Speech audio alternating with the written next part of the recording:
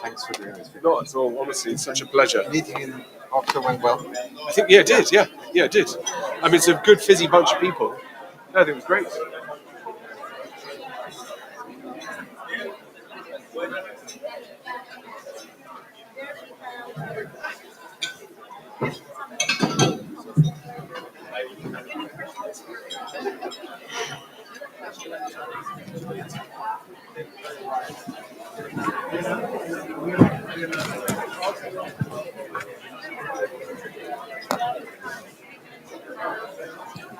Ready? Peter, can I go? Okay, very good. Welcome everyone to a dialogue inspired by the latest Human Development Report. Please make your way to the tables and have a seat. Welcome to a conversation really inspired by the latest Human Development Report that was launched a month ago. My name is Pedro Conceição. I'm from the Human Development Report Office at United Nations Development Programme.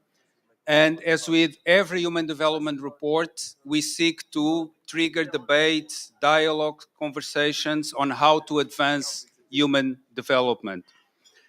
That is a task that hasn't been very easy over the last few years and remains very challenging today. In part, we argue in our latest Human Development Report because of political polarization. Political polarization has been increasing around the world. According to our analysis, it has gone up in 2/3 of the world's countries since 2011. And political polarization is something very damaging because it breaks societies apart and poisons cooperation both within societies and across societies.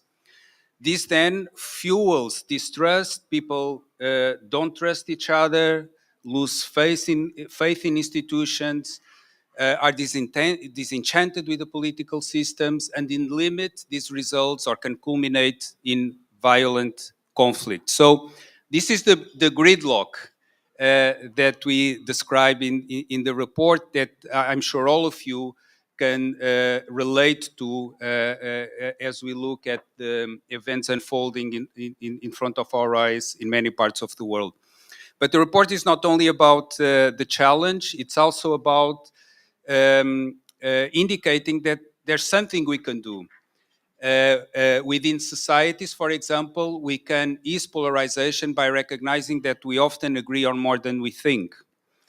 And internationally, we argue that it's possible to reimagine cooperation by focusing on things that benefit the whole world, not only one country or a specific group of countries. We call these things global public goods. So these ideas have been diffused and triggering a lot of debate over the last month or so. The report was picked up by the media quite a lot. And the sense I got from the reactions of the report is that this is a challenge that is both urgent, but a challenge that also presents an opportunity to bring people together, both within countries and across countries. So the conversation today is going to depart from the Human Development Report, but is not confined by it. So this is not a presentation of the report. It's a dialogue, it's a conversation that is inspired by the findings of the Human Development Report, but goes beyond it. And it's a dialogue and a conversation not only with the members of the panel, but with all of you.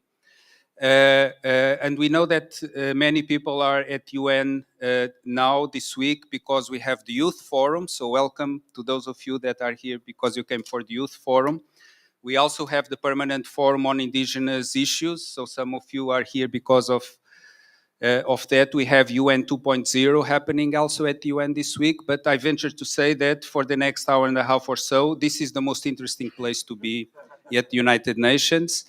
But it's not up to me. It's really up to Peter to make this an interesting and an exciting dialogue. So with that, over to you, Peter.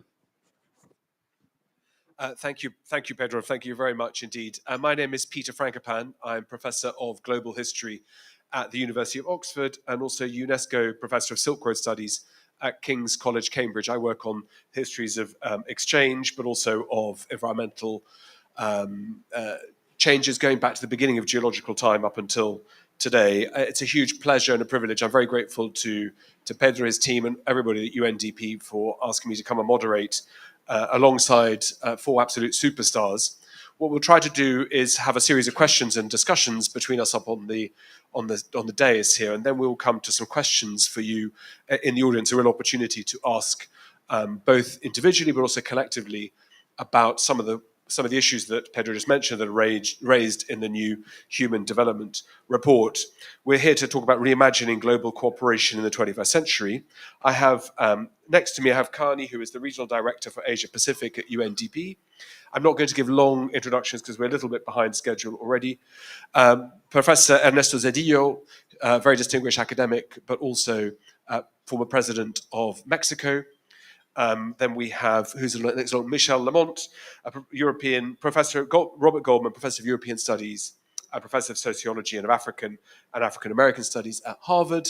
And then Achim Steiner, who is the administrator of UNDP, has had a very long and distinguished career in academia, in public service, and in multiple UN agencies, including the UNEP, which he led between 2006 and 2016. We miss him in Oxford, where he was most recently a professorial fellow at the second best college at my university, called Balliol.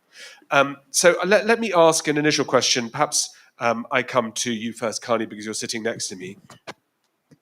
We're living at a time of record levels of human development. We see lots of reasons to be optimistic, the recovery from the pandemic, but at the same time, not just worries about dips in inequalities, but also a real sense that people in the world today are polarizing, not just between states, as we know here at the UN very well, but also within countries. So I wonder how you paint a picture for us in 2024 of where we are in the world today. Thank you, Peter. And, my days and nights right now are, I was told in a survey we did for the region, Asia Pacific, that I cover from Iran to Samoa, that 2/3 of our countries are now facing very polarized politics. And this is Asia and the Pacific. So that whole sense of that stability was the primary goal for most of these countries, and their leaders and institutions were based around this concept of keeping things stable, has really just pulled apart. And a discussion I constantly have with Pedro, he reminds me that there are slow burns that we don't often keep our eyes on. And I think a large part of the polarization is the destruction gradually of human development. And Could you tell us what some of those slow burns are? That would be very helpful. So I think when you look at, if I take South Asia, this is from an economic point of view, the fastest growing region in the world. And yet, if you adjust this for climate or for inequality, massive gaps and widening gaps.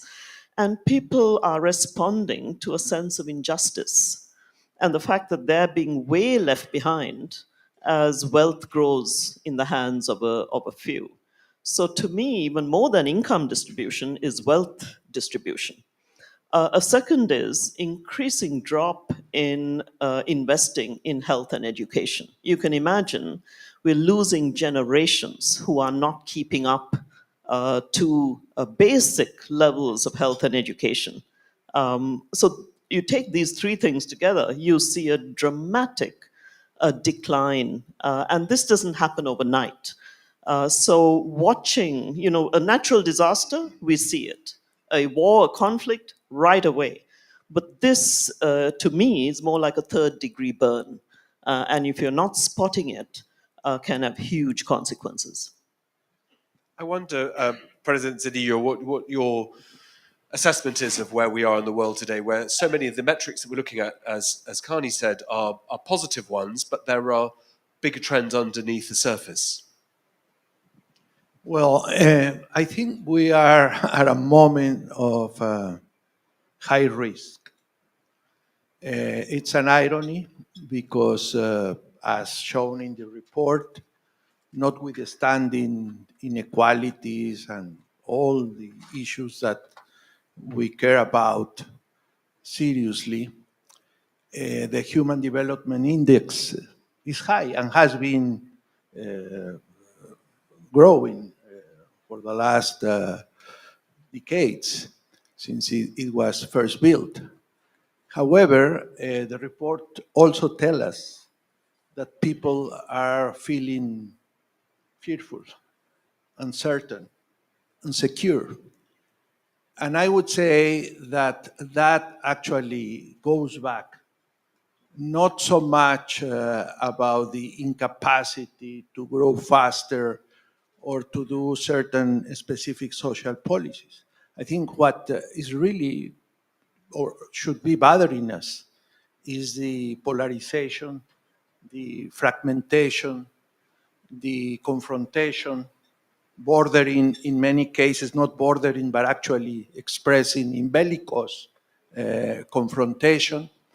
And underlying all that is the undermining of a system that, with all its problems, had provided us kind of rule of law, a system based on rules, which now seems to be simply ignored, and not only ignore, but also attack, deliberately attack, by those who actually created the system, that use the system for their own benefit, and now seems to be obsessed about destroying that system. And I think that's a very serious problem. I wonder, Mr. President, I mean, we will talk a bit more about polarization, but how do we square these two different models of improvements that are measurable on the one hand, and yet the anxieties and fears on the other? I mean, is it possible that they're both right? Well, I think what we have really is a failure of national politics that have derivative consequences in the way in which countries, particularly the big powers, deal with issues in which they should have a stronger commitment than the one they have shown in recent decades. And part of that failure has to do with the fact that those national political leaderships are always looking for scapegoats to blame the others, to blame the foreigners, to create enemies. They used to say, well, they are a strategic adversary. Now they say the enemy, right?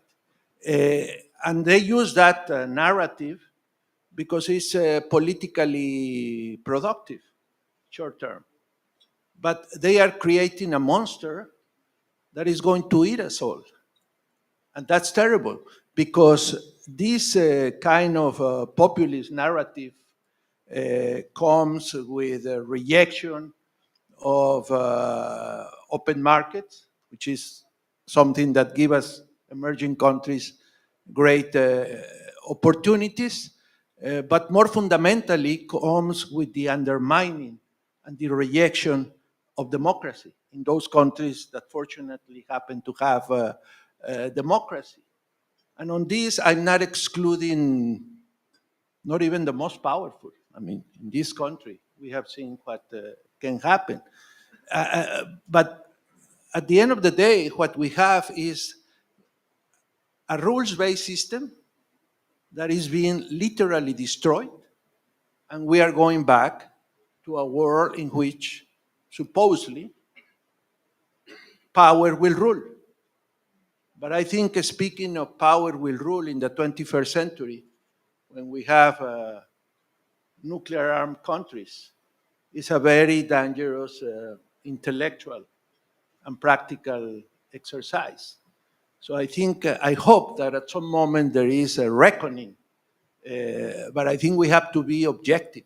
Let us not fool ourselves there is a systematic destruction of international multilateral institutions and a systematic undermining of the international law. Nobody seems to care. I mean, those who have power, that we have international institutions and that we have international law. Everybody, among the powerful things that they have license to ignore that. And that's, I think, the biggest danger. Professor Lamont, Michel, you've written so much. So much of your work has been on equity and justice recognition, and the title of your most recent book, "Seeing Others: How Recognition Works and How It Can Heal a Divided World," it's got a perfect title for today's discussion, as well as for the Human Index report, or Human Development report, rather. I mean, how important and how do we try to have more voices, more recognitions for peoples who have not had their voices heard for so many generations and centuries? Well, it's partly the context we face is partly a question of distribution of resources, but also it's a question of people being seen. And one of the things I really like about the new report, it really emphasizes agency. And agency is about people's capacity to define who they are in line with their values, but also capacity to get heard and to engage in collective action to create social change. So it's not only a report of doom and gloom, it's very much a report of how to foster collective action. And it's a report that is in some ways still very hopeful despite the disasters that were just described. And there's a lot of bubbling up from below. There's a lot of earning for people to feel that they can get a grip in the current situation, because what was just described is something that very many people feel. Older people have known the Cold War and have known how important having these institutions was. But for younger people who have not, like I have, I'm a boomer, did all these nuclear exercises in case of a nuclear attack, we remember very well. It's much more concrete, I think. So, you're asking me about approaches. Well, this book that you just mentioned emphasizes not individual solution. We're told that we're supposed to meditate and do yoga.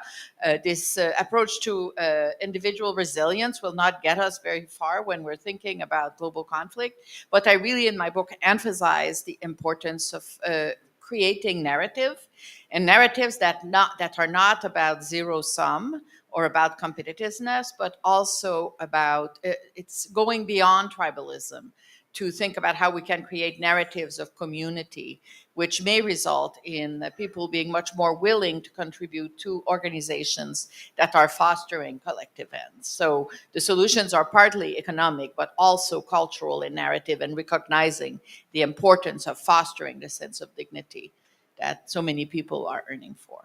Could you talk us through how that works in practice? I mean, everybody in this room must agree that more conversations, more respect, more dignity, and yet that's not what the world also looks like in the media, in the ways in which politics is played out in individual countries.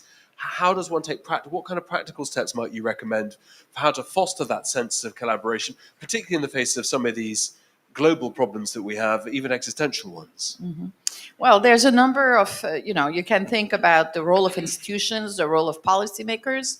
Policymakers or legal experts are typically not thought to think in terms of the cultural impact of the policies that are adopted. Yes, every policy includes a message about whose needs matter most. So policies, just to give you a simple example, same-sex marriage, at the same time as these laws were passed in the US, there was an immediate decline in a number of attempted suicide among LGBTQ youth in high school. So I think systematically training policymakers and legal experts in thinking about the cultural consequences would be a small but very important step. And thinking about who's given voices as we engage in collective decision making. The US presently is in a state where there's been an enormous increase in class segregation. Upper middle class people who are college educated, are the extent to which they are in contact with people who are not college educated has been declining rapidly over the last decades. So, and that's partly fed through how our public schools are funded, right? The upper middle class wants to pass on advantages to their children. We call it opportunity hoarding. Yet, here, this is a bit the U.S., but I think it extends far beyond the U.S. In New Jersey, there's a law that forces the rich districts, for instance, Princeton, where I lived for 15 years, to subsidize the schools of the poorest district. Where I live now in Boston, these laws don't exist, which means that, a few miles apart, you have schools that are extremely different in the resources that the kids have access to. So these are policy decisions that were made, and there's path dependency through which these policies are adopted. So I think the same kind of logic applies to many of the international dynamics that are fostering inequality across countries. So we have to think about these consequences. Akeem Steiner, we were all three of the speakers already have mentioned the word institutions. Tell us from your perspective, both here at the UN, also UNDP, your long experience in your career looking at things like sustainable development and climate change and resilience. How do we get more functionality? Is it possible to have more functionality within multilateral organizations, starting, I suppose, with the UN, although there are other bodies too? How does the institutional framework of institutions, what needs to be done to make them more efficient and better at what they already do?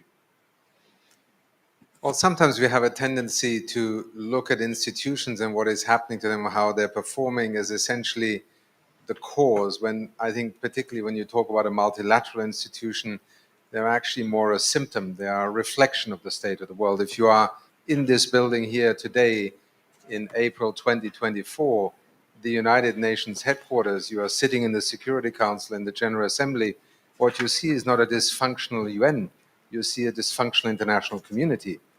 And in that context, you see a community, to paraphrase how Pedro began, that is not only witnessing a kind of breaking apart within countries, but a drifting apart at the international level.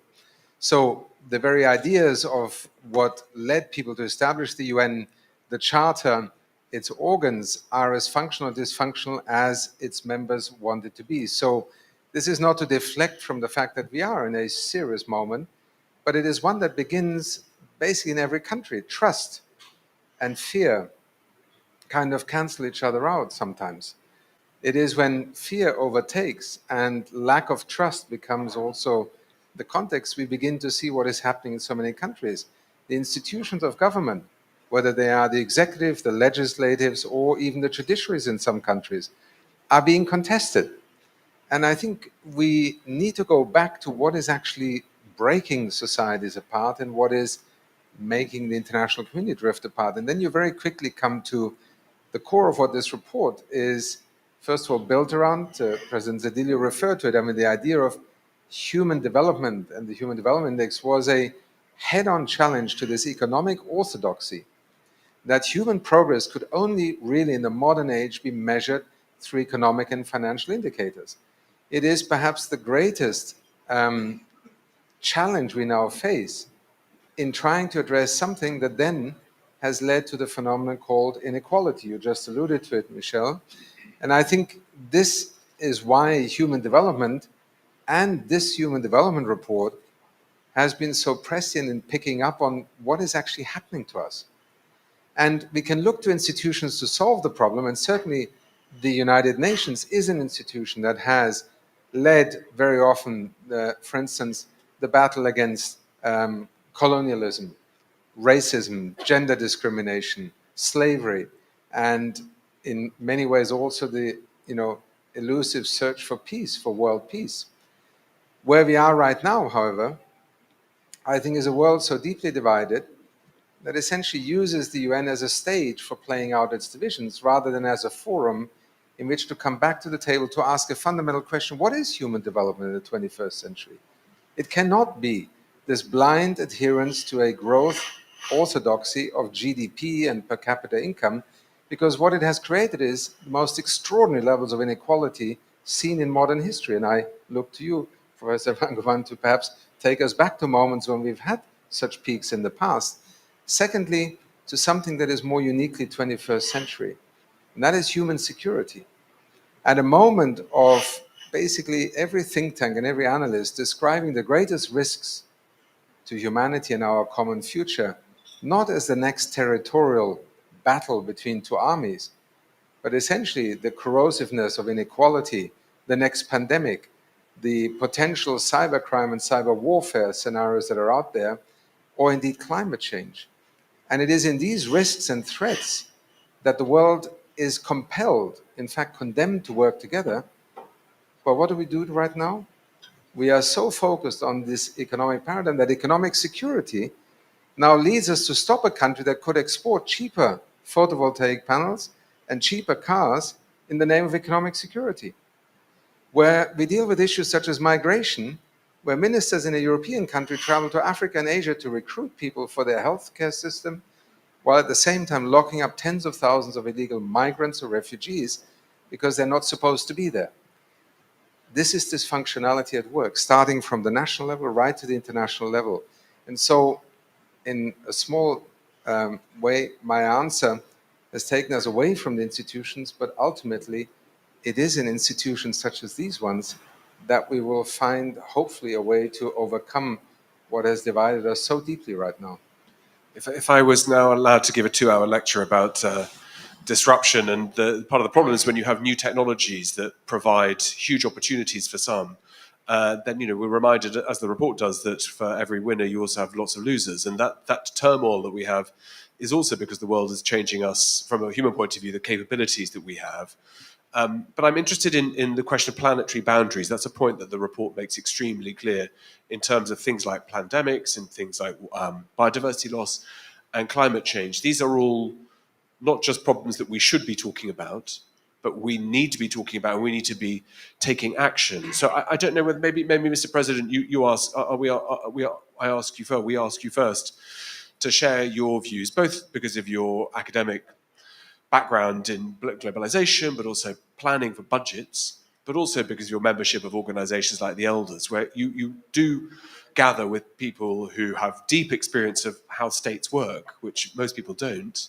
How do we start to try and tackle some of these climatological and biodiversity and ecological problems that seem to so many of us that all the things that we're doing and those good steps that many countries are taking is not doing enough quickly enough?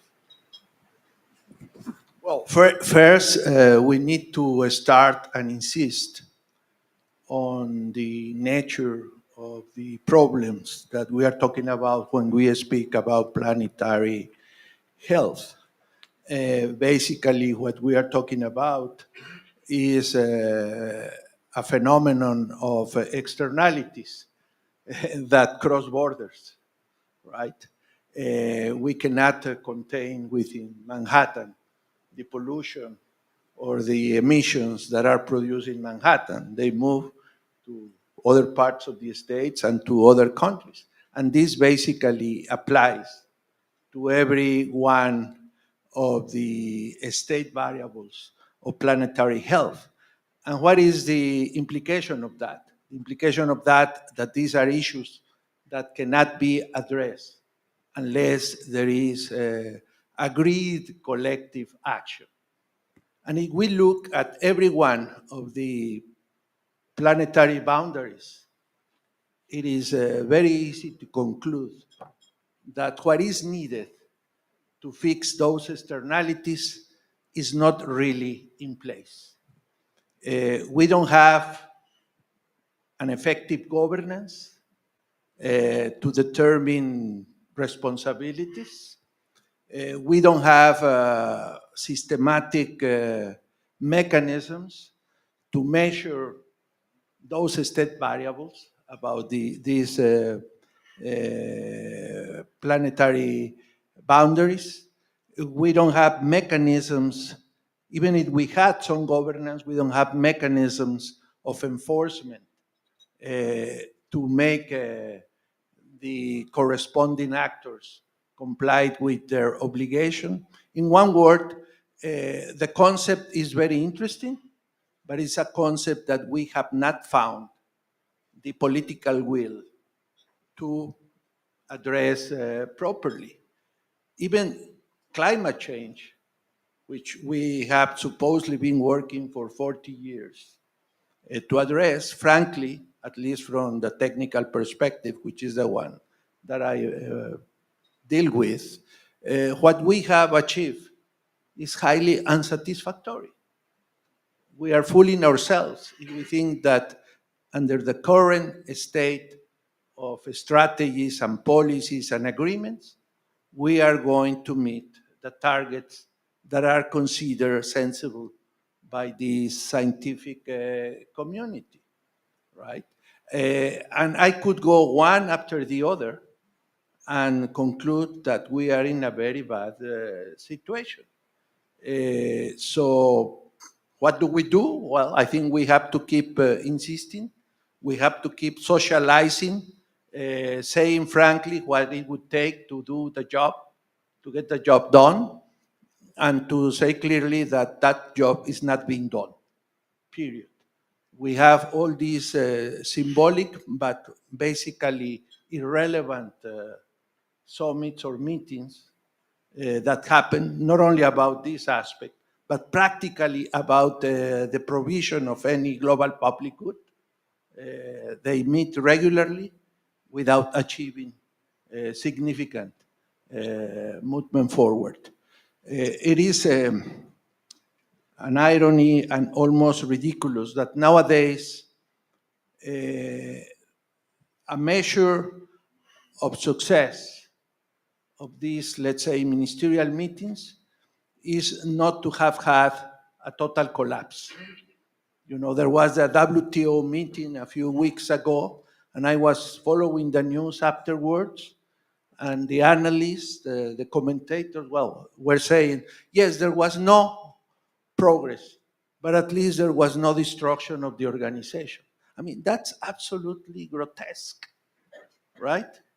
And I could go one after the other. I mean, pandemics.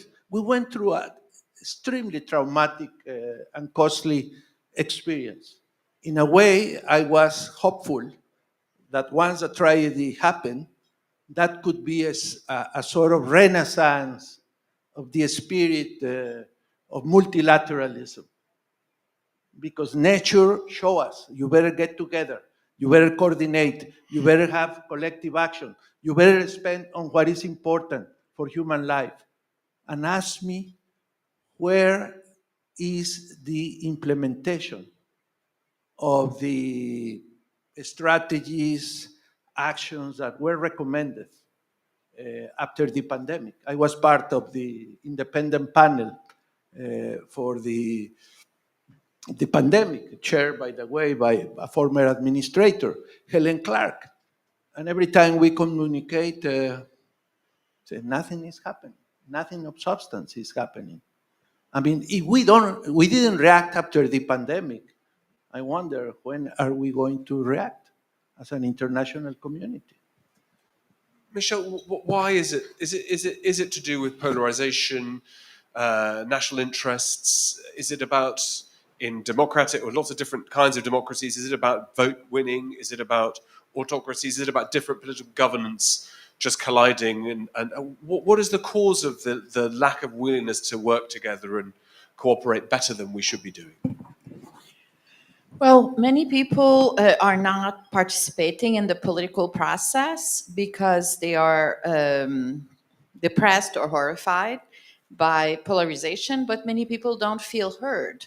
So it's also a question of professionalization of politics and the people witnessing what was just described, which is really feeling this is a total loss of time. Why should we get involved in this? So I think the question, I mean, there are many, many sources of change. One of them is institution. But as you were just talking, Mr. President, I was thinking of Greta and I was thinking of Bernie Sanders, who really, you know, during the pandemic or before the pandemic, really lighting fire under the feet of many people, and really inspiring Gen Zs who were taking the street, not only about Black Lives Matter, but it was much more than that. And it was very much the feeling that the boomers had failed them entirely, and these demonstrations were happening in many cities at the same time. So I think we have to think in a multi-dimensional way, the role of social movements, the role of change agents such as Bernie and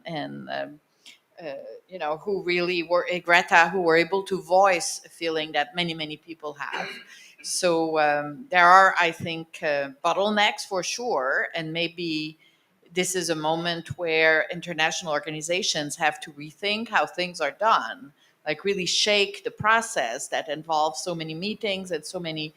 Maybe there's something about the institutional process. I'm no expert. You are the ones who here live with this, but in sociology, we have concepts such as organizational isomorphism, how organizations are copying each other. And this really can put people, moving them toward dead ends because there's a lack of new imaginations of how to confront problems differently.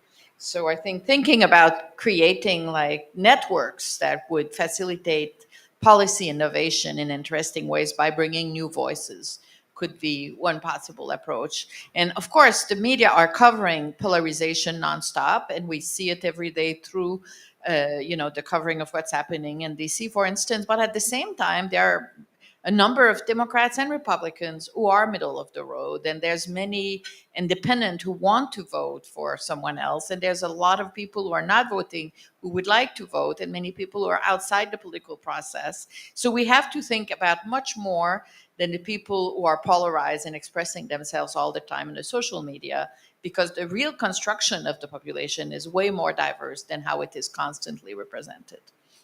Akim, coming to you on that, how, from the UNDP point of view, United Nations point of view, and other multilaterals, I mean, how is it helpful to find social protest? And does that getting media space does that help focus minds? Is that just noise? What is how welcome is it when you have these issues brought more into the public domain? I mean, Professor Lamont mentioned Bernie Sanders, Greta Thunberg, and others, young people in particular, voicing their anxiety about how the world is going, that they're not being listened to, other excluded communities.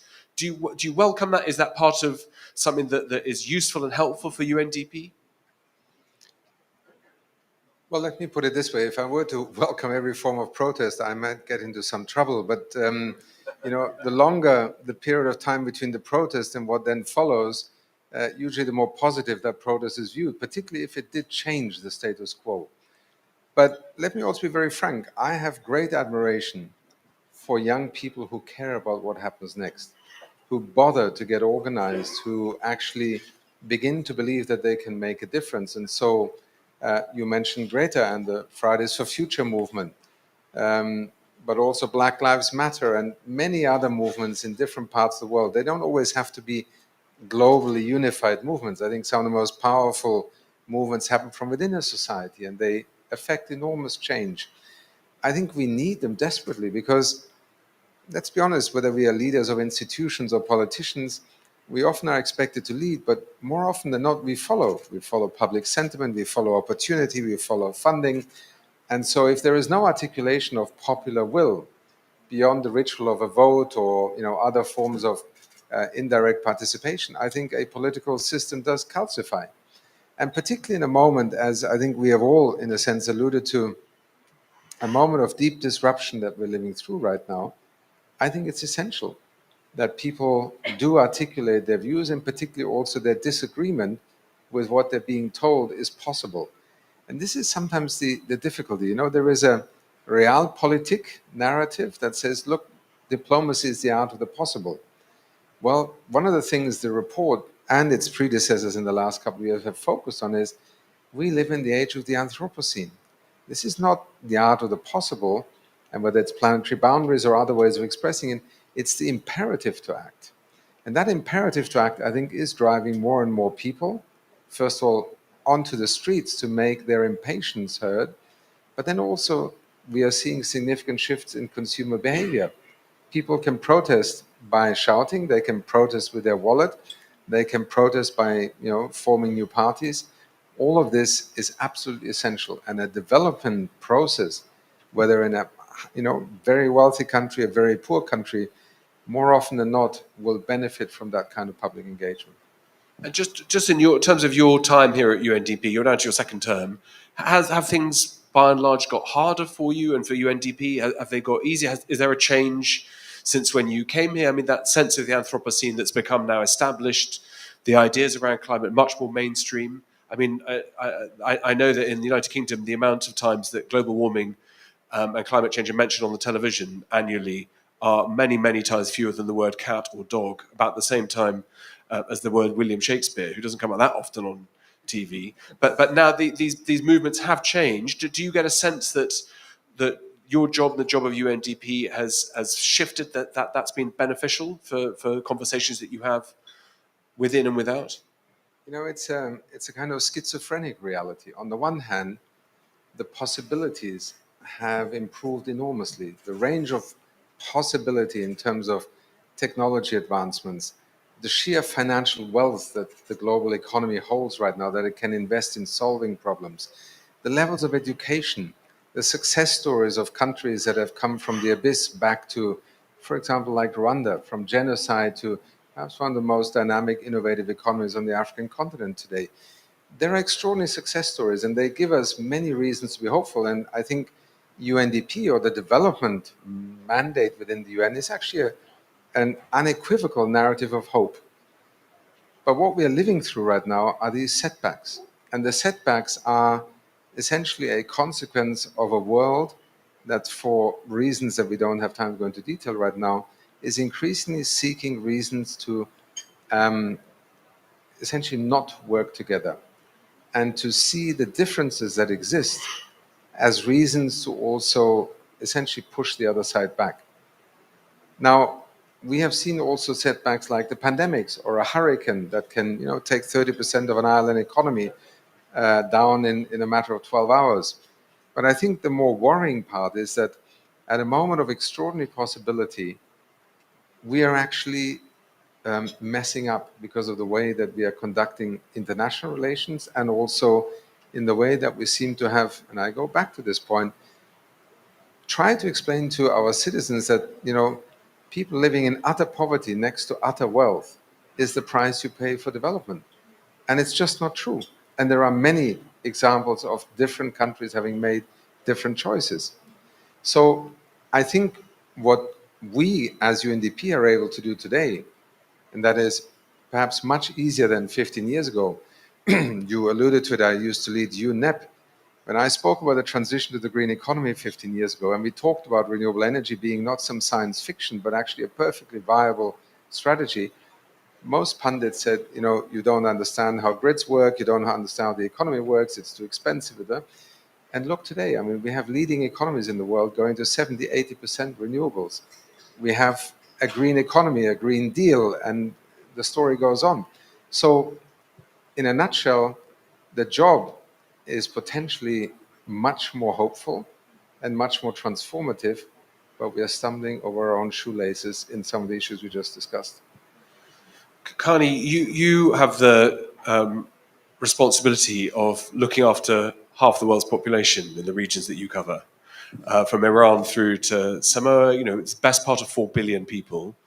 The largest megacities on Earth, or concentrations of megacities, consumption patterns, the wealth, and even poverty alleviation. That's been an amazing story these last 30 or 40 years.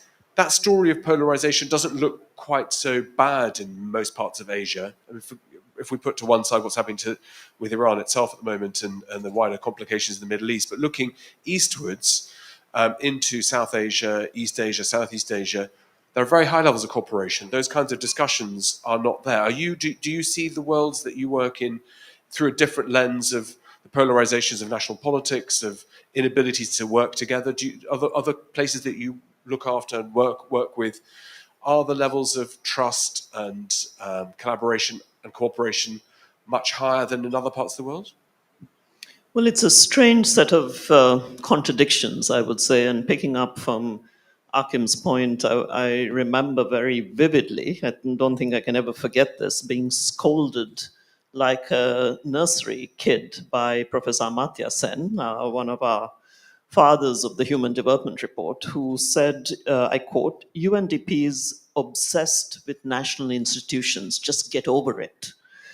And his sense was that our focus at this national level was really getting eyes off of what he felt was much more important, which was very local and global, and that connect was not happening through national institutions where we were putting a lot of our investment. And today, in much of this region I cover, the surveys show that where the trust is still there is very local. So local courts, local councils, not parliament and not the national judiciary, but local courts, local councils, and community organizations. And that's where we're seeing some of that dynamism. Because my worry, I always, this is a discussion I constantly have with Pedro, you see a world that is either angry or full of apathy. And I would go with the anger, because to redirect that energy, you still can motivate. Whereas apathy takes much longer. People have just left, saying, I'm disinterested. So if I look today, look at the paradox in Myanmar. You have a country where the economy has just crashed. A middle class, 50% have disappeared. And yet you have an uprising across the country of people engaged in a fight back for their country. Look at the paradox in Afghanistan. After 25 years, you actually have a stability and a level of security that we've never seen before. I could travel all over Afghanistan that I couldn't do earlier. However, you have women's agency and identity that has gone back to a medieval age. So, this sense of where we should invest to get people re engaged, as President and Michelle also said, maybe is we're looking in the wrong places. And so, the return to a global sense of shared interest, together with investing in deeply local institutions, to me is something we need to rethink. And I'll just throw in another contradiction. Why did the Montreal Protocol succeed? Whereas a lot of the other conventions still are trying to find their energy. And if you think about it, the simplicity and the clarity of the Montreal Protocol, but we punted it to science and technology to do our job, because behavior change is such a tough thing. Whereas biodiversity, the climate conventions require significant behavior change that maybe we are not mature and wise enough to get to. So maybe the big bet, sadly, is on science and tech to help us out now and then. Do you see that dynamism in a global context? Do you see it the innovation in places like India, Pakistan, Bangladesh, China, Indonesia? The young populations who embrace technological change, adaptations, and trying to make the world a better place. The dynamism is absolutely extraordinary. I mean, does that make you perhaps more hopeful looking at your part of the world than maybe other regions? Oh, absolutely. I mean, I see that all over. You see young people really just pushing the envelope on innovation, on science and tech, and with that, maybe then influencing the policies, the institutions that have to provide that larger ecosystem that is more free. And now the issue there is whether we can support things that are much more in the public domain and not things that then are within a protectionist regime. Because I come back to what President Zedillo said, that if these things aren't global commons and used in a global public good sense, then all of that innovation, etc., still remains in protected and small areas and won't scale to reach the issues that we are faced today. Do you? I mean, before the final question, before we go to questions, and I really do hope that those of you in the audience will take the opportunity to ask the experts on the panel for their opinions. I mean, do you think that you are more hopeful than other colleagues might be in other parts of the United Nations, different agencies today? I think just being present in so many countries and being getting that energy from what's going on in the ground gives us a whole lot more hope. If I had to spend my time just in New York and just in the halls, as hallowed as they may be, then I would despair. But getting out there and seeing that energy and deriving from what's going on in so many of these countries, even in the midst of this. I mean, we're just tomorrow we'll launch a report on the resilience and courage of Afghan women. It is amazing. I mean, they were very clear to me. They said, "Stop talking on our behalf, as though we're not here. We have agency." We are resilient and we will push forward. So yes, I mean, to me, the organizations, whether the UN and partners who are very well grounded in the 190 plus countries, I think see more energy and engines of hope than maybe if we sit in some of these spaces. I was very lucky last week to take part in a UNDP and in a human development workshop in Oxford, and one of the first things that was said and that we all agreed on was the importance of establishing a narrative that has hope in it.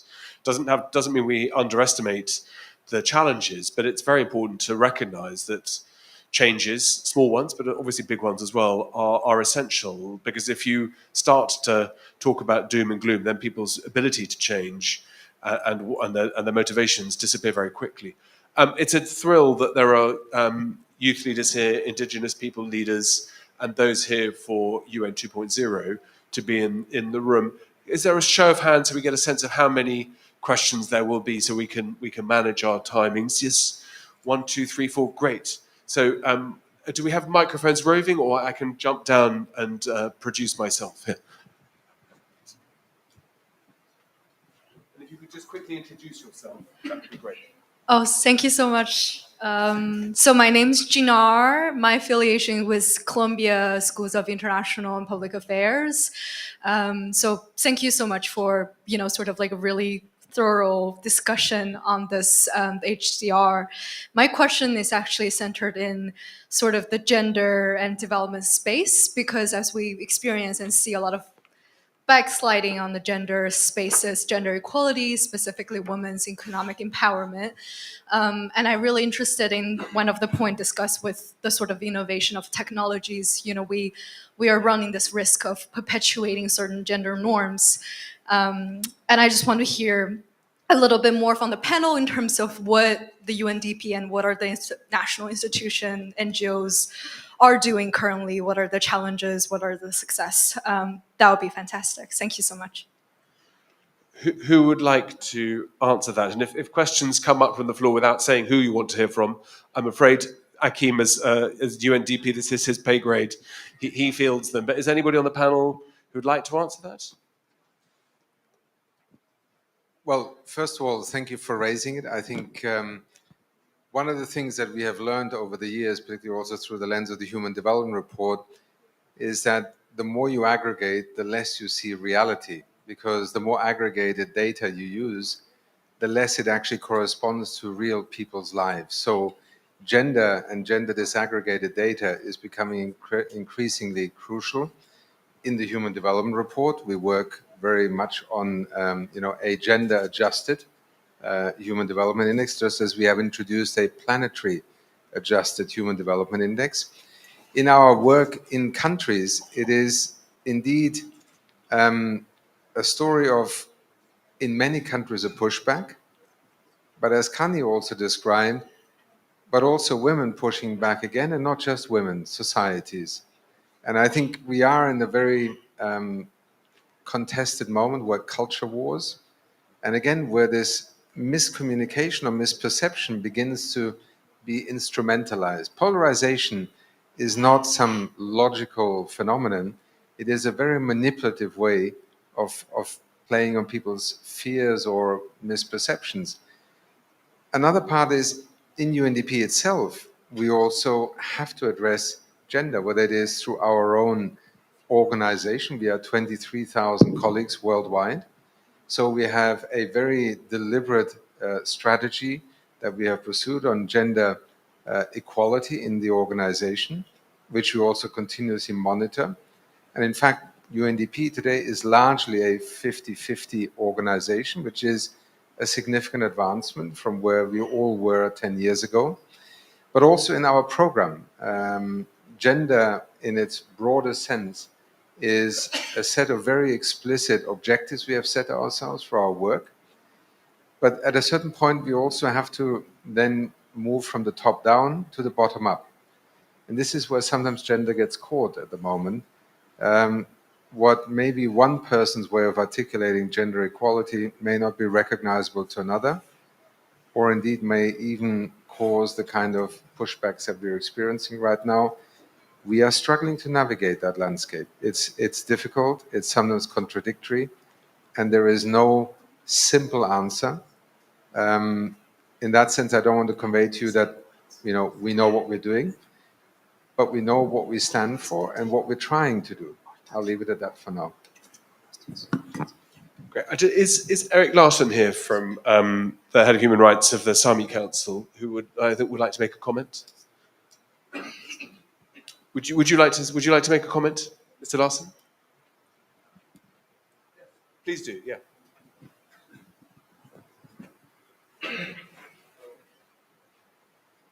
Hello.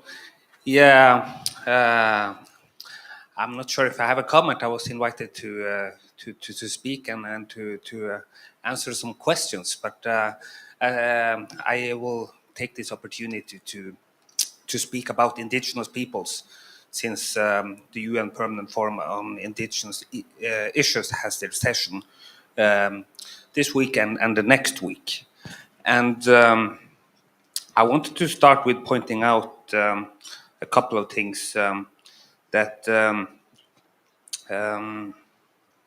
all peoples have the right to self-determination, and by virtue of that right, they freely determine their political status and freely pursue their economic, social, and cultural development.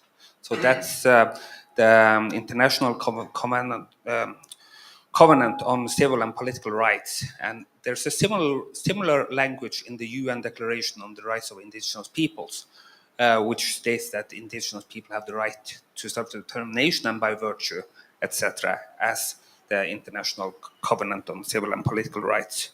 So indigenous peoples, they are not states. We are not asking for states, but we are asking to contribute when solutions for our common future is going to be decided.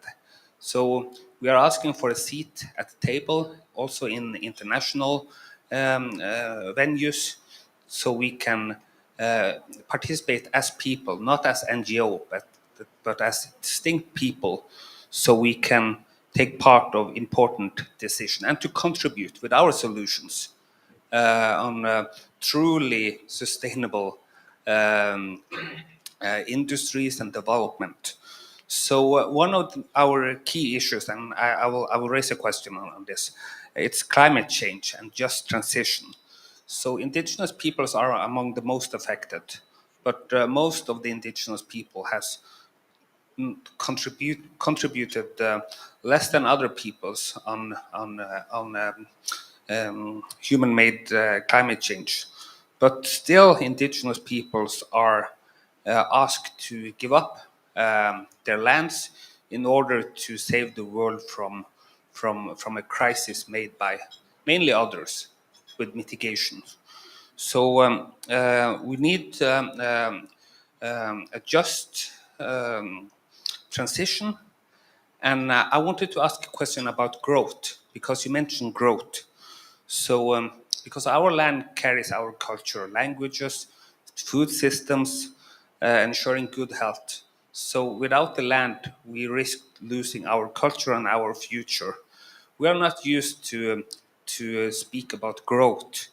Economic growth might not always provide a bright future. So I'm a Sami. Sami people, indigenous peoples of the Arctic in Europe. We have our lands in Norway, Sweden, Finland, and parts of Russia. And we have a word in our language, birgen, only take what you need and nothing more. So I wanted to challenge the panelists on the word growth. Why is it necessary? Could a solution be to look at the consumption, or is the growth always the right answer? Thank you. Thank you. Mr. President's former governor of the Bank of Mexico and very distinguished career in public service, specifically in economic affairs. Would you like to say something about the trade-off, both of course indigenous peoples, but also about economic growth and the pressures that can deliver ethical, long-term, sustainable economic growth? Thank you. Well, let me start with the second. First, I don't think there is a trade-off between growth and other equally important or even more important social objectives, provided that you have the right policies and strategies.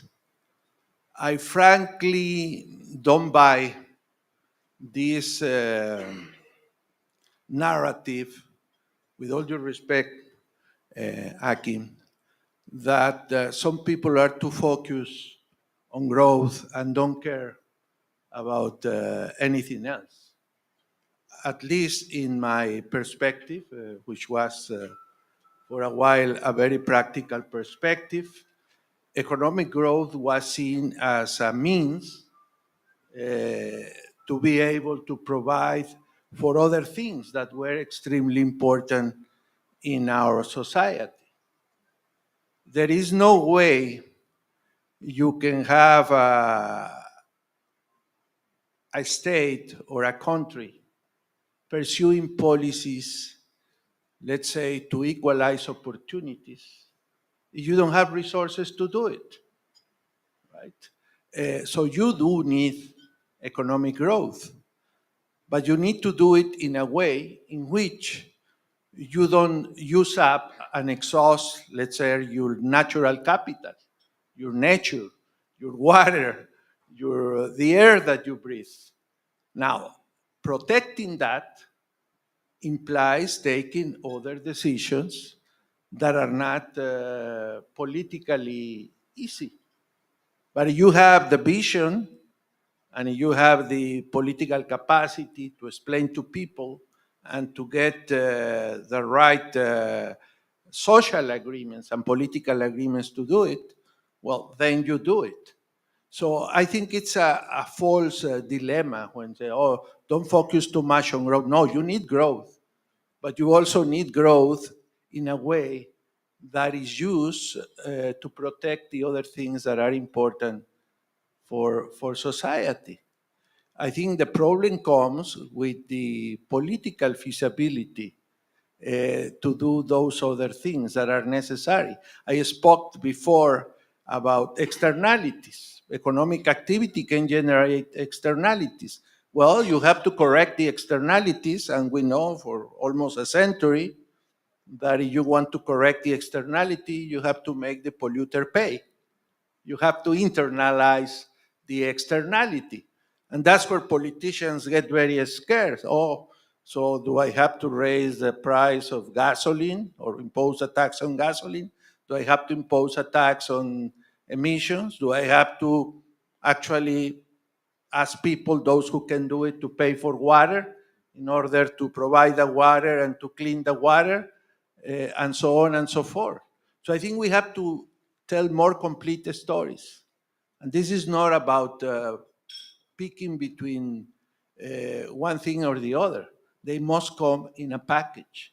And we have to explain that to citizens. And I think as part of that is, of course, social justice.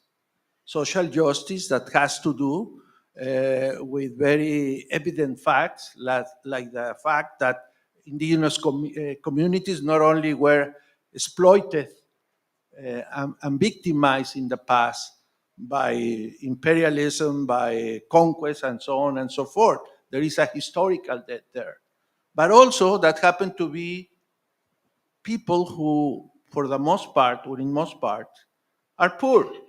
And therefore, they should be the subjects of this endeavor of equalizing opportunities. But we need growth for that, but we need to do it in the right way. And the same for women. We need proactive, active policies that pursue as an objective the pursuit of that equality. And sometimes you have to do things that at first sight are not very popular.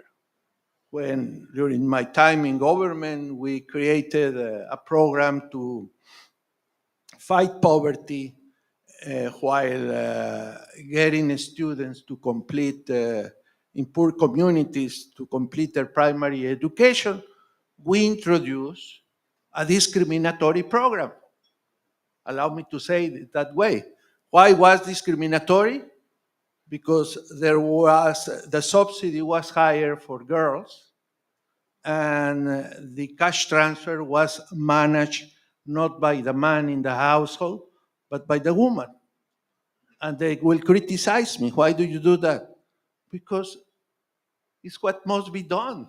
Because actually, the school life expectancy of girls was lower than the boys. So we needed to create an incentive to push the girls upward in the ladder of education. And why we gave the money to the lady in the house, the poor lady in the house, and not to the man? Because they had a much better record in managing the money in the house. Otherwise, yes, discrimination. I don't give money to men. I give the government's money to women. But it was not popular. I was not welcomed in some towns very nicely, but I didn't care. I know there are lots more questions. County Michelle Achim, are you happy to go? If you want to make an intervention, otherwise I'm keen to get as many voices heard as possible. So one here, and when that microphone is gone, can we have the gentleman over here? Would be great. Any other hands so I can get the microphone distributed? Great. Hello, yeah. Hello, Felipe from Argentina, participant of the ECOSOC Youth Forum. Hi there. Working right now in creating spaces for strategic dialogue among young people from Latin America, the Caribbean, Africa, and Asia, so the Global South, or whatever we should call it. Perhaps really quickly, I'm more interested in how the growth concept perhaps is a limitation for new imaginations, linking to what has been said before. And also, I think we need to start anticipating perhaps how these kinds of ideological divides might emerge in the future and how that can or not feed the polarization. That's what I wanted to bring in. But then perhaps really interesting the report. Congratulations for that. But how can we rethink youth engagement related both to disenfranchised youth, but also those, I think, caught in the patterns of replicating the patterns of current assumptions, of current relationships within our institutional frameworks, so we can have these young people foster these institutional frameworks that can narrow their agency gaps, which is one of the big challenges as spotted in the report. And then I think that there is an elephant in the room right now, the annual meetings of the IMF or World Bank right now in Washington. I come from a region where I do see, as of course in other parts of the Global South, seeds of alternative development narratives, seeds of better futures. I'm thinking out concepts that have emerged that somehow have been able to scale up a little bit, care societies, popular economies. But how can we collaborate, young people from the South, from the North, intergenerationally, with people like you, to also dispute this twisted intersection between geopolitics and development that we see today? And that's what we're doing with this space, is trying to build the competencies of that intersection, that challenge, that opportunity of this intersection, geopolitics, development, and building competencies also on futures methods, foresight, anticipating the outcomes of the Summit of the Future and the Declaration. Okay, thank you. Great. It would be great to hear from all the panelists, I think, on this one. Michelle, would you like to have a go first, thinking about youth empowerment in particular? Well, I was not actually. I don't know if this is on. Hello. Yeah. I was not actually gonna. Thank you so much. I was not actually going to respond to you. I was still thinking about what was just said about growth. And but this notion of care and development, I think, is very interesting because it brings in another criteria of evaluation, which is collective well-being. And of course, the Human Development Report was created in part inspired by Amartya Sen to think about the objectives of development being much more multidimensional. And I think this idea of multidimensionality of criteria for decision making is absolutely crucial in this moment when it comes to balancing growth and ecological questions. And I had in mind one of my graduate students. I'll mention two sociology studies that are happening, studying Chester, Pennsylvania, which is one of the poorest community in Pennsylvania, and they're fighting for environmental justice. But because they're so poor, the only opportunity for growth they have are to become the garbage can of the region. And there's a lot of pushback, but it's the only kind of economic development program that they can welcome to their area.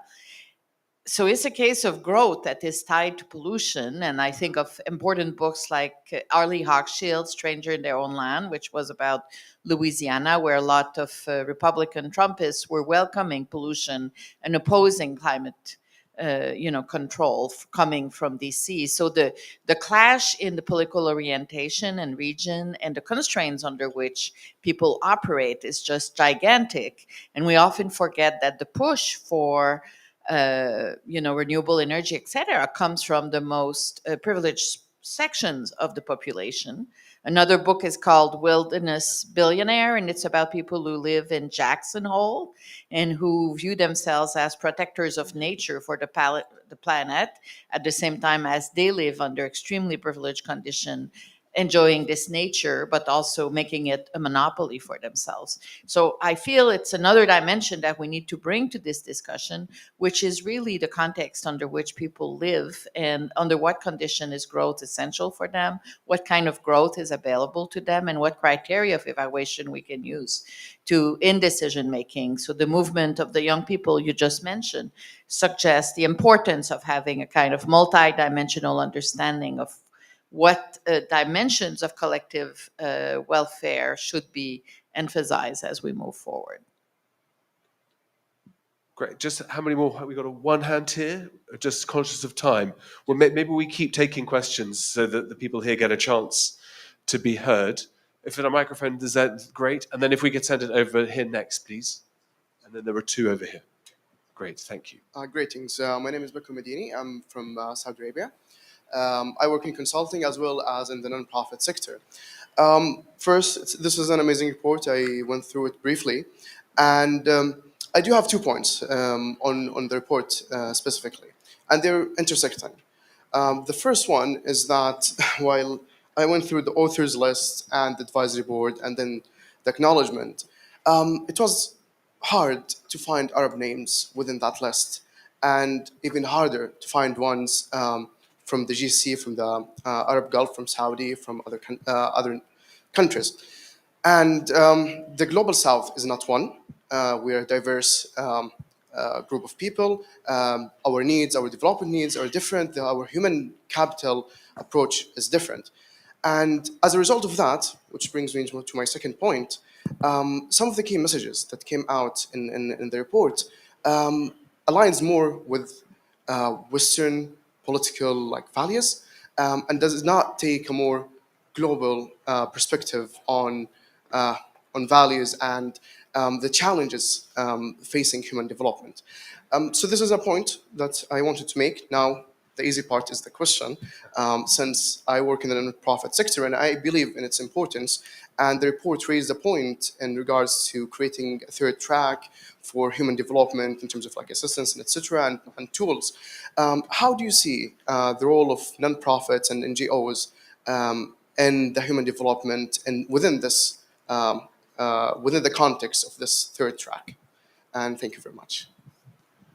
Great. I wonder if, Akim, you might like to comment on the role of NGOs? Yes, let me also acknowledge for a moment, I mean, in UNDP, in the Human Development Report Office, maybe at the end you might want to talk to Pedro as the director also. We do give very much attention and priority to diversity. Now, you may be right, maybe in the this particular report, GCC nationality is less represented, but in fact, much of the realities we describe, we try to, in a sense, describe them in a way that can be universally understood, but narratives sometimes take on very particular, cultural meanings. But one of the things that I think stands out in this report is this issue of polarization, of fear, and of lack of trust is one that has very little to do whether you are a big or small North American, European, or South Asian or African nation.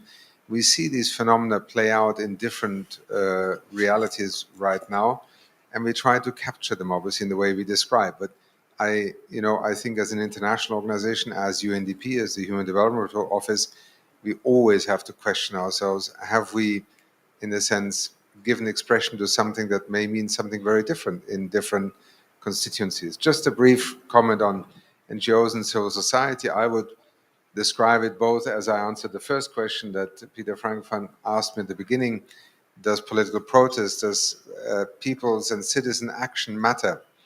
And I think it does, and I don't want to equate protest with NGOs, but I want to equate it more to citizen action. And there is, a role and responsibility that government carries, that citizens bestow upon it, or rulers, or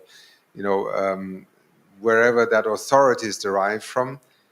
But I think in the way that non-governmental organizations have both provided a way in which people who may not be reached by what the state provides very often step in. I'm thinking very often of faith-based organizations in the social care and other sectors, or as innovators also. In today's world, we see a lot of innovation in the digital space also happening through the foundations and non-governmental organizational space. So you have an interesting form of what Mohammed Yunus once called social entrepreneurship.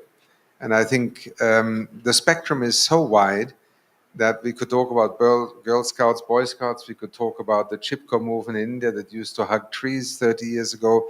We can talk about digital innovators.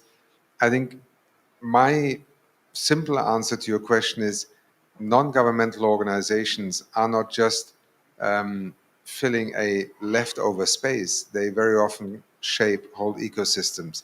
They may not have the size of a government department or a corporation, but they can very well influence reform agendas, policy choices, and also address misperceptions. I think one of the most important things we need from civil society today is to challenge what is increasingly a corporately dominated media world in which the news cycle is dictated by the revenue on advertising. And if you live in the United States, you can observe this in your evening programs on television. It's a fundamentally different interpretation of what a news channel is that manifests itself here today. And I think we do need to address these issues of perceptions, misperceptions. There's a wonderful example that the report again carries when people were interviewed and asked how many people would be willing to invest some of their own income in addressing climate change. 70% answered with a yes. When they were asked what they thought others would be willing to do, the answer was, well, they thought probably only 40% or 42%, I think, were willing to do that. And here you have a classic dilemma, which is based on a very simple but fundamental misperception. Why should I do more? Because the others won't. And immediately you can call it the tragedy of the global commons, you can call it many different things, or the annual climate negotiations when it comes to financing. So again, NGOs, civil society, extremely important here to address what sometimes are deliberate ways of, let's say, misinforming. I'm conscious of time, but gentlemen here.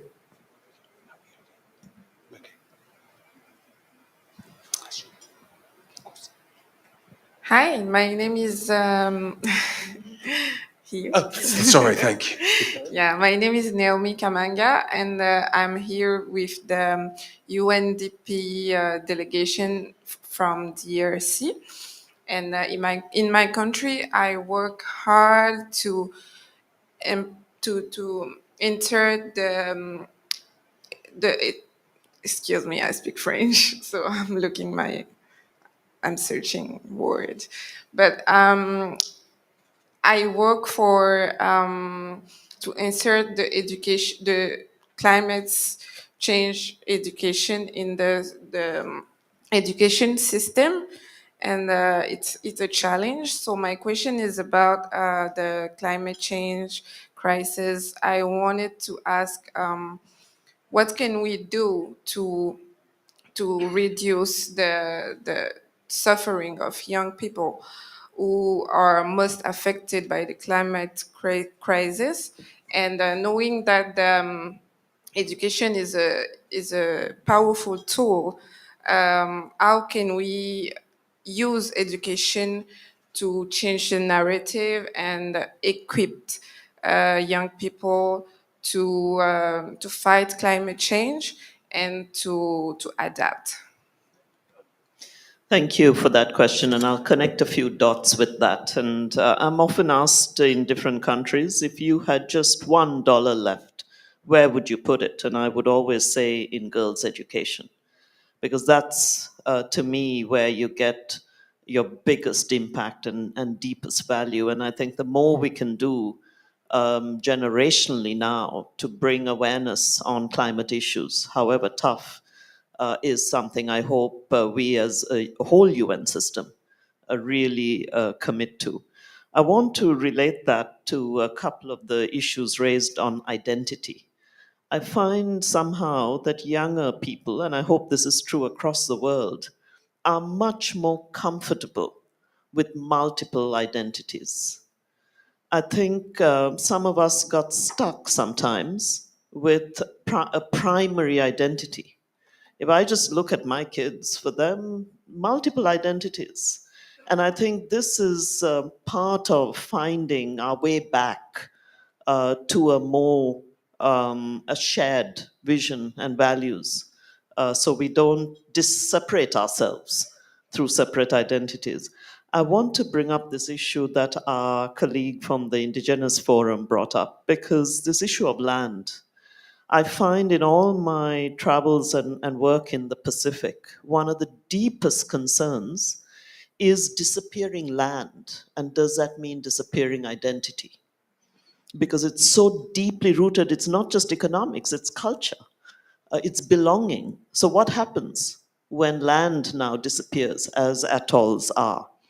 And the last issue I wanted to bring up is for UNDP, it's a big bet on nature, on the rejuvenation, on the correct management of valuation of nature. And it's ironic that the recent conversation I had with the leadership of Nepal, and there's a whole movement saying, let the Everest rest, because we have overused the Everest and it's dying on us, right? And interestingly, I was, when I said this, repeated it, they said to me, we earn about $50 million US dollars a year from just those climbing the Everest. Now, if you give me that 50 million, we'll let it rest.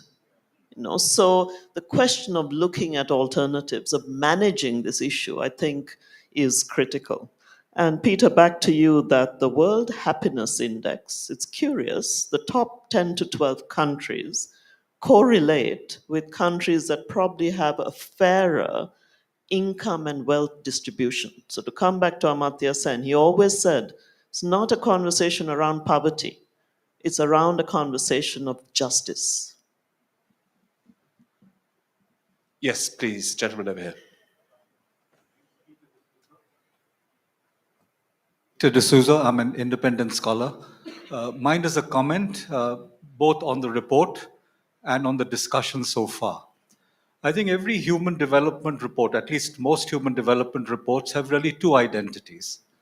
One is aspirational, and in that sense, this meets that identity, because it's telling us about how we should break out of the gridlock and move ahead.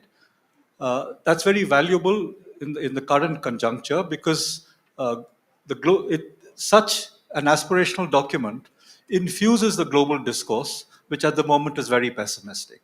There's a lot of work about disaffected democracies. There's a lot of work about young people moving away from politics. And texts such as this become very important in a sense, enlivening the global public discourse. But the other identity of the Human Development Report is that it is also a statement inviting analysis.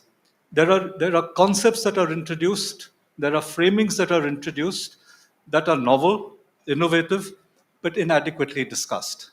For example, two ideas that you find in the report: polarization and trust. Now, the analysis of polarization, I think more is required, because looking at polarization, you would need necessarily in the present conjuncture to identify what somebody called earlier puzzles and conundrums. Is democracy a source of polarization, or is it a solution to polarization?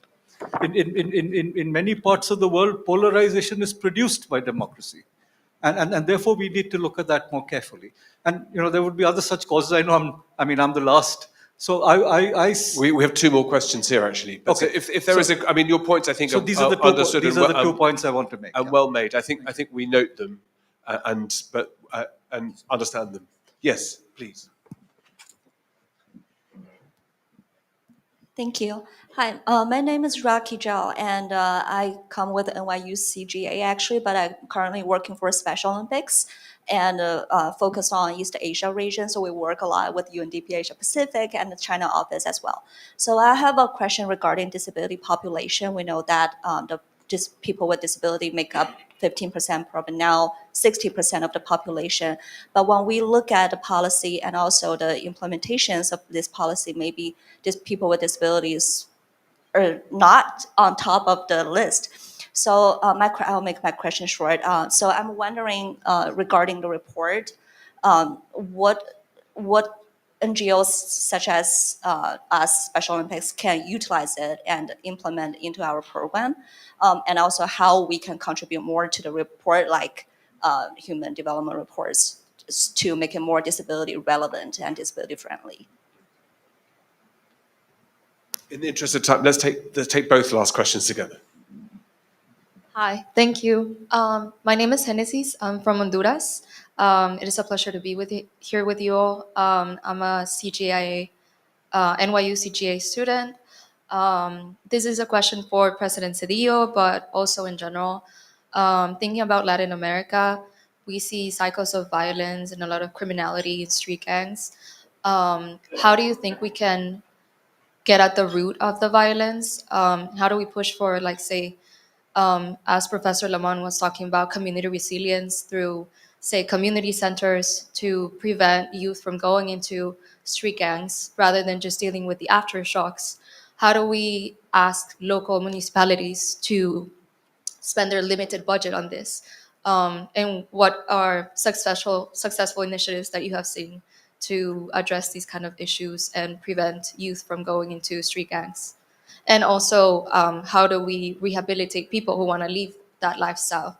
Talking about the region and the frequent take on harsh mano dura policies and like just iron claw policies. Thank you.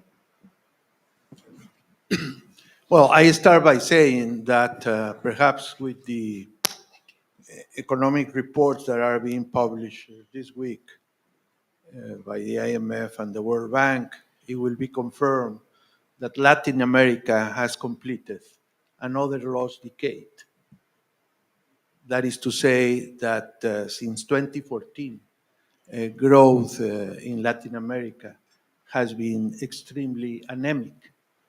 And also since 2015, the social progress that had been registered in previous decades first stalled and then has started to regress. So of course, there you will find a cause of what you see in other aspects of Latin American life. But perhaps my framework is to say, why are we frustrated again that our countries are not converging with the developed countries we like to compare?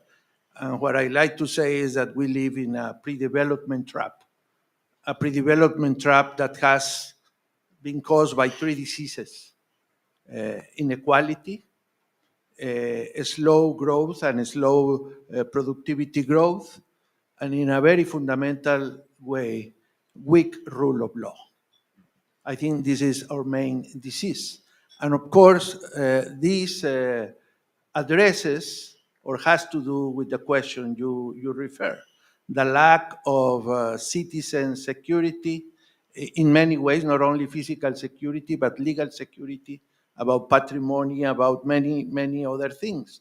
And I would say, why do we have that condition? I would say two reasons. One, we have very weak institutions to provide rule of law, effective rule of law. And second, there are some issues or some problems that cause or are a good part of the explanation of that insecurity, and we have dealt traditionally in a very wrong way with them, meaning concretely the drug problem.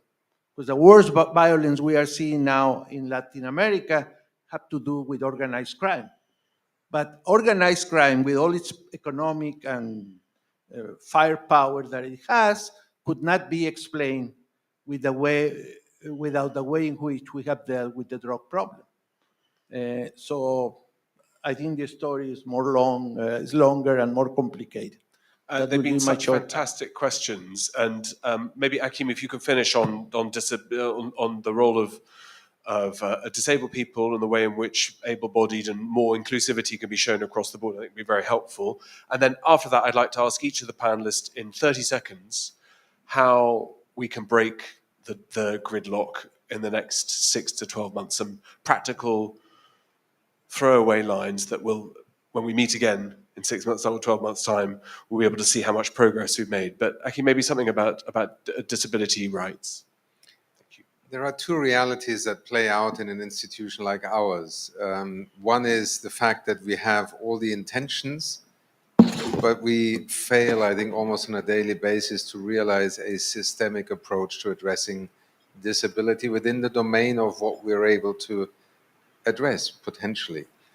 The other side of the story is, as I travel around the world and I meet teams of UNDP at the country level, but also even here or in our colleagues who run the United Nations volunteer program, there are extraordinary stories of what they're doing on disability, and from literally national legislation to training, employment, integration. I think it is an issue I hate to admit you have to care about personally in order to affect change in a landscape that still looks at people with disability as essentially a phenomenon rather than people who perhaps need to be given a different set of entry points, whether it is into an institution or into a career or into a life that they can lead. It's an area I personally feel uncomfortable in the lack of systematic progress that we have been able to make, and I think it is one that we all share. And I'll come back on the 30 seconds. Okay. Carly, because you're sitting next to me, how to break this gridlock? So I would say, let us never ever have to apologize for affirmative actions.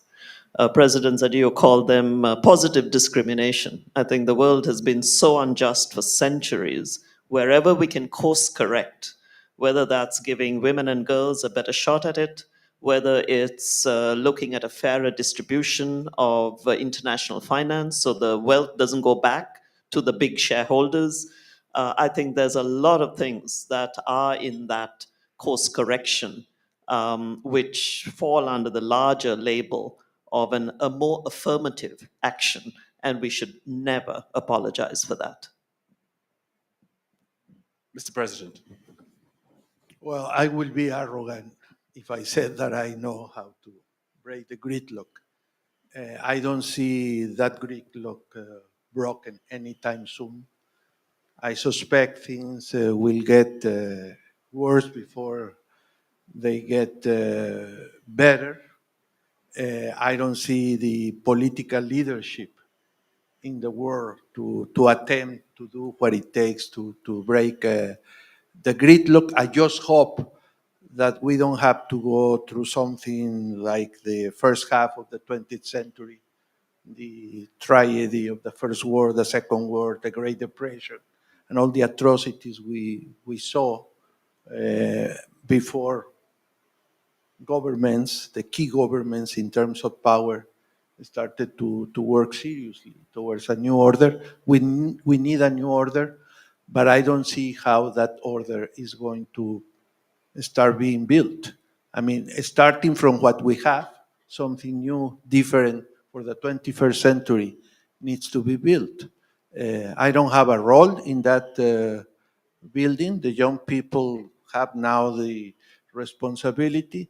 All I will continue doing is, as Mandela mandated us to do, speak truth to power. I will continue to do that. Thank you. Oh, you speak out, but also you do proposals that are not necessarily popular. I tell my students when they go and protest against a bank for climate change or an oil company, say, you know, fellows, when I see you in the street demanding a carbon tax, demanding higher prices on gasoline, I will take you more seriously. You know, it's nice to feel good, but I think feeling good also implies to have responsibility. And now it's time for you young people to start saying what we were incapable of doing it for lack of capacity, political capacity. Now you have to do it. The baton has been passed to you. So move on, fight. Professor Michel Lamont, how to break the gridlock. Well, I think it's we need to focus on a multi-faceted approach, and one of them is really the promotion of narratives that are countering the zero-sum focus. To talk more about complementarity and multiple forms of action. And I would also like to encourage the creation of the next human development report that would focus on the youth as a center for creating social change. I think that would be very productive. Akim Steiner, Administrator of UNDP, the final words. Well, first of all, thank you so much. And I think much of what you heard here this afternoon is precisely what the report is trying to trigger also, which is through a very clear-eyed analysis, begin to find pathways forward. I think we talked about hope earlier on.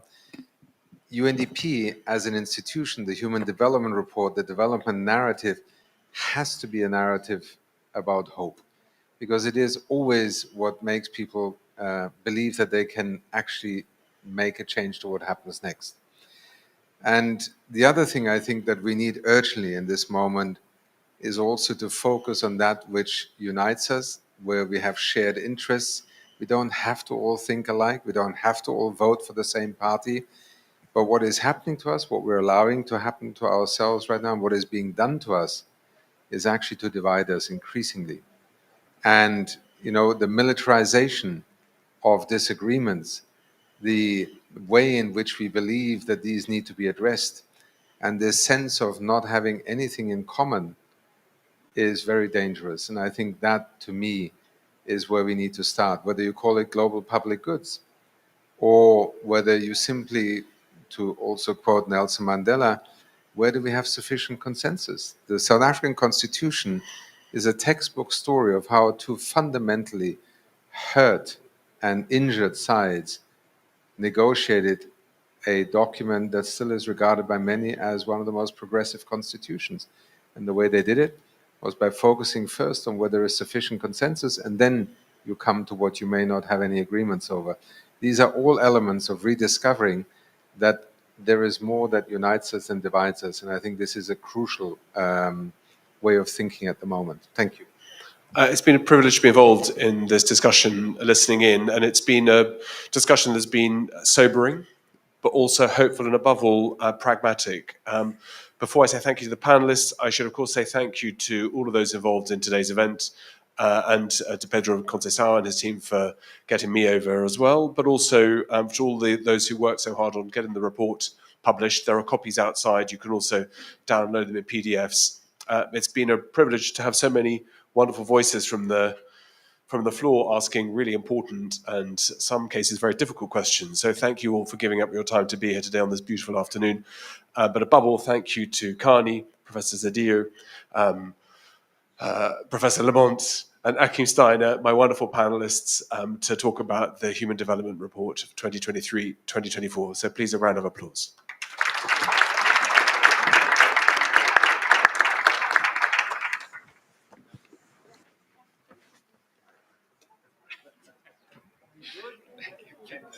It's like going to the gym, trying to stay on top.